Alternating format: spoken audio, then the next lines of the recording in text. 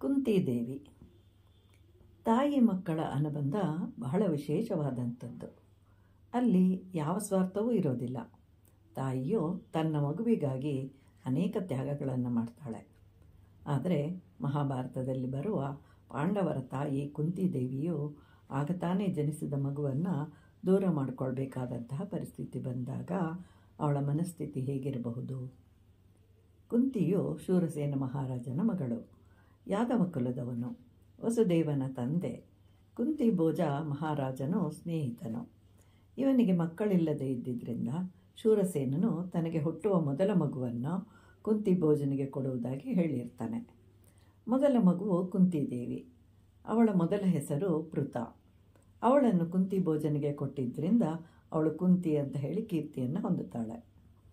ಕುಂತಿಯು 10 ವರ್ಷದವಳಿರುವಾಗ ದೂರ್ವಾಸ ಮಹರ್ಷಿಗಳು ಕುಂತಿ ಭೋಜನ ಬಳಿಗೆ ಬಂದು ತಾನು ದೀಕ್ಷೆಯೊಂದನ್ನು ಕೈಗೊಂಡಿರುವುದಾಗಿ, ಅದು 2 ತಿಂಗಳ ಕಾಲ ಆಗುತ್ತೆ, ಅಷ್ಟು ದಿನಗಳು ಇಲ್ಲಿಯೇ ಇರುವುದಾಗಿ ಹೇಳ್ತಾನೆ.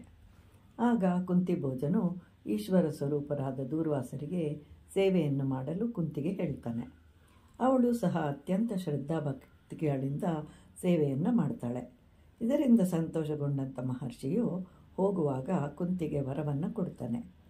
ಆ ಮಂತ್ರವನ್ನು ಜಪಿಸುತ್ತಾ ಯಾರನ್ನು ಪ್ರಾರ್ಥನೆ ಮಾಡ್ತೀಯೋ ಆ ದೇವರು ನಿನ್ನ ಬಳಿಗೆ ಬರ್ತಾನೆ ಅಂತ ಹೇಳ್ತಾನೆ. ಒಂದು ದಿನ ನದಿ ತೀರದಲ್ಲಿ ನಿಂತಿರುವಾಗ ಸೂರ್ಯೋದಯವಾಗ್ತಾ ಇರುತ್ತೆ. ಅದನ್ನು ನೋಡಿ ಸೂರ್ಯನು ಎಷ್ಟು ಚೆನ್ನಾಗಿರುವನು, ಇಡೀ ಆಕಾಶವೆಲ್ಲವೂ ಸಂಧ್ಯಾವಂದನೆ ಮಾಡ್ತಾ ಇರುವಂತೆ ಕಾಣ್ತಾ ಇದೆ. ಅಂತಹ ಸೂರ್ಯನನ್ನು ಉಪಾಸನೆ ಮಾಡುತ್ತಾ ಮಂತ್ರವನ್ನು ಜಪಿಸ್ತಾಳೆ ಕುಂತಿ. ಕೂಡಲೇ ಸೂರ್ಯದೇವನು ಪ್ರತ್ಯಕ್ಷನಾಗ್ತಾನೆ. ಮಗನೊಬ್ಬನನ್ನು ಕೊಡ್ತಾನೆ. ಎಷ್ಟು ಬೇಡಿಕೊಂಡರೂ ಕೇಳಲಿಲ್ಲ.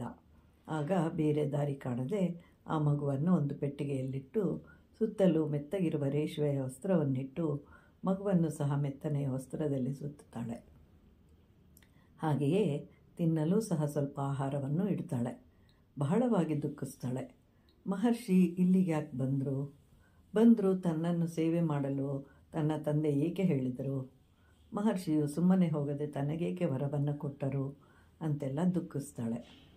ಮಕ್ಕಳಿಲ್ಲದೆ ಇರುವವರು ಬೇರೆಯವರಿಗೆ ಜನಿಸಿದ ಮಕ್ಕಳನ್ನು ತಮ್ಮ ಮಕ್ಕಳು ಅಂತ ಹೇಳಿ ಸಾಕ್ತಾರೆ.